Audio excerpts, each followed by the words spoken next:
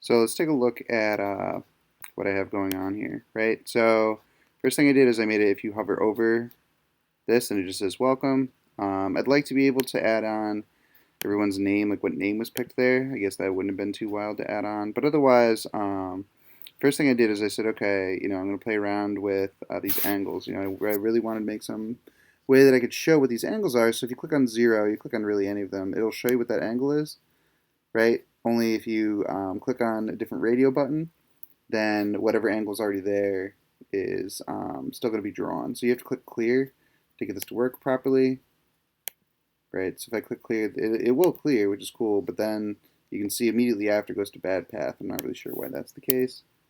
So you have to change whatever you have going on for a second.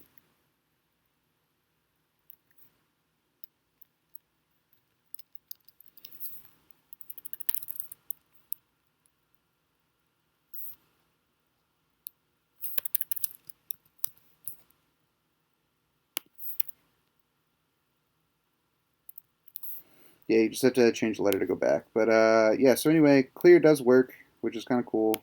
Let's take a look at the JavaScript there for clear. You can see I was using the canvas to do that. So I draw a line. It's kind of easy to see, I guess, but like let's click this here. Right, you can see I draw a line from here to here, and then I draw a second line potentially here, here, or here. Right, so I started using Canvas. I thought it was kind of cool.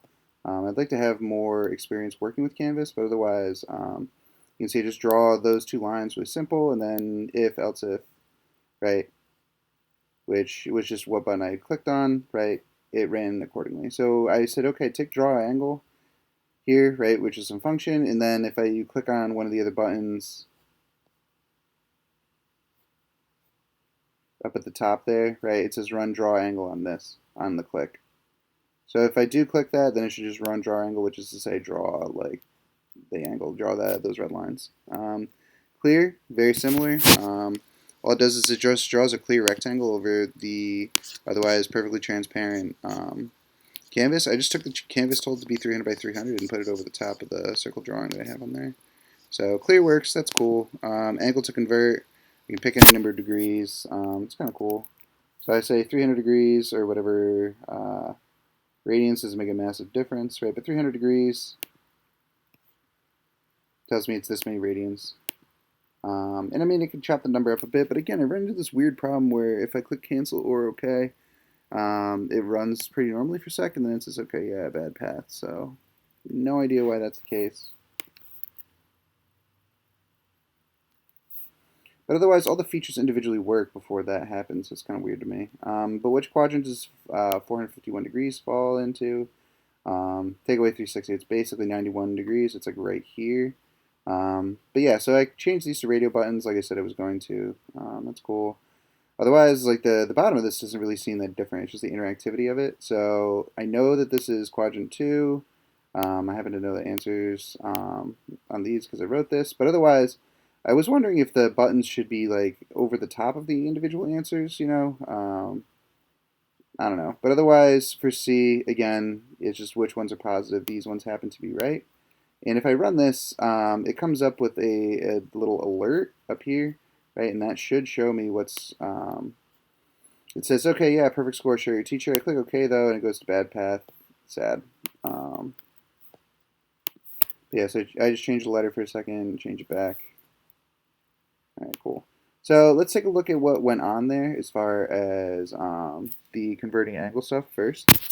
Converting an angle, right? I said, okay, well, to set a converting angle, all you do is just take the integer version, right? So parse the integer of event.target value. So console log angle to convert, which that would just print something off the console, but usually you don't see it anyway. So, or at least like in the programs we've been dealing with. But otherwise, yeah. So convert angle um, you would call right afterward, right? If you were going to use these separately per se. But otherwise, yeah. So convert angle takes on whether or not it is degrees. If it is degrees, convert degrees to the radians just using the math, right? And if it is radians, right, which is to say it is not degrees, right, then, or not is degrees, then it just runs that confirmation again to say, oh, it's that many degrees instead of radians. So that's cool. But yeah, the count thing is actually kind of, I don't know, I feel like it was the more exciting part of all of this. So here's my count function directly. This is going to give you a score at the end here. And I use this, the get ID dot on click equals clear. I tried that out. That worked well too for the clear thing, but it seems like there's multiple ways to get a lot of this stuff to work.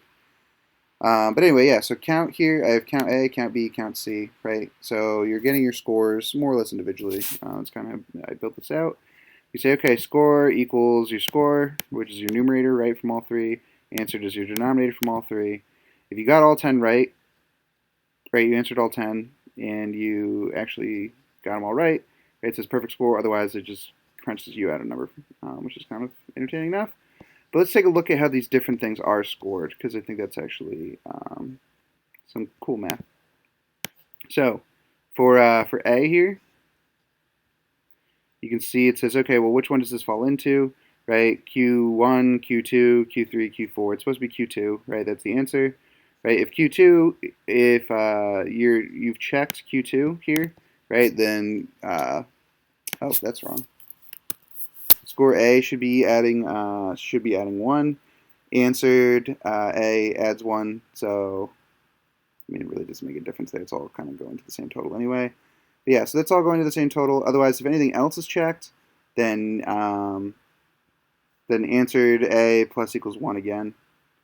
So really, if anything, if any of those 4 are checked down here, right, in A, if Q1, Q2, Q3, or Q4, if any of those are checked, it's going to say that you answered that question. So it adds question A essentially to your denominator, maximum like 1 point that you're going for. In B, it says if any of them are checked, add 5, right? Because it's assuming if you've answered one, you've answered them all, right? Hooray. But yeah, if 810 is not checked, then add 1. If B10 is checked, right, there's no exclamation point there. If it is checked, add 1. B2, if it is checked, add 1. B3, not checked, add 1. And B4 is checked, add 1. C is kind of set up the same here, right? If any of these are checked, this or this, this or this or this or this, right? If any were checked, answered plus equals 4. And then if things are appropriately checked or not checked, then you get to add 1. So when you're done, you run all these functions once. It just basically counts your numerator, your denominator for each individual piece, which you could then do stuff with. I guess if you wanted to add in another chart, that was kind of what I was thinking. But otherwise, yeah, it just takes those numbers. If you get perfect, hooray. Right, so if you actually did answer all the questions, you did get them all right, fantastic. Otherwise, it just like prints up the number for you. So, all right, cool.